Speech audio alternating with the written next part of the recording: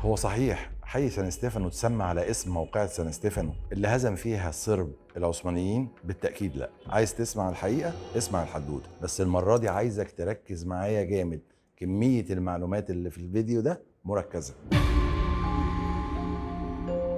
أول حاجة لازم تعرفها إن مفيش موقعة حربية أساساً اسمها موقعة سان ستيفانو. سان ستيفانو دي معاهدة كانت بين الدولة العثمانية وروسيا، أرغمت فيها روسيا الدولة العثمانية إنها تعمل دولة بلغاريا وإنها تتخلى عن جزء كبير من ممتلكاتها الأوروبية بعد هزيمتها في الحرب الروسية العثمانية. طب المعاهدة دي اتسمت كده ليه؟ المعاهدة دي اتسمت كده لأنها توقعت في قرية غرب اسطنبول على بحر مرمرة تبعد 11 كيلو اسمها قرية سان ستيفانو. المعاهدة دي كانت مجحفة للسلطنة العثمانية لدرجة إن صفوت باشا بكى وهو بيوقعها يوم 3 مارس 1878. تخيل حضرتك إن ولاية تابعة للدولة العثمانية تسمي منطقة عندها على اسم معاهدة زلت السلطنة العثمانية.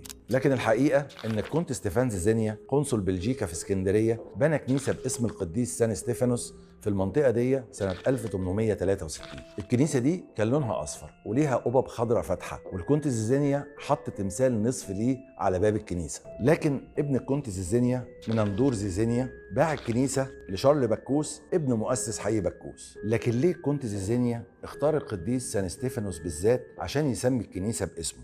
ومين هو قديس سان ستيفانو؟ القديس سان ستيفانوس هو أول شهيد في المسيحية وواحد من أول 7 شمامسة في المسيحية. القديس سان ستيفانوس مات رجما بالطوب من اليهود. هو كان واحد من رسل سيدنا عيسى ال70، ولد سنة 1 ميلادية وتوفى سنة 37 ميلادية، وقصته موجودة في العهد الجديد من الكتاب المقدس في سفر أعمال الرسل. نيجي للسؤال التاني، هو اشمعنى القديس ده بالذات اللي اختاره الكونت زيزينيا عشان يسمي الكنيسة بتاعته باسمه؟ ما في قديسين كتير. لازم تعرف الأول إن الكونت زيزينيا ما اسموش زيزينيا، ده اسم الشهرة بتاعه، لكن اسمه الحقيقي استيفانوس منندور استيفانوس، الشهير بالكونت ستيفان زيزينيا. اتولد في جزيرة اسمها جزيرة خيوس في اليونان. يعني الكونت زيزينيا في الأساس متسمي على اسم القديس ده، يعني في الحقيقة إنه كان قاصد يسمي الكنيسة على اسم القديس اللي اتسمى على اسمه. يبقى حي سان ستيفانو اتسمى على اسم القديس سان ستيفانوس اللي هو في الأساس اسم الكونت زيزينيا. وهي دي كانت حدودة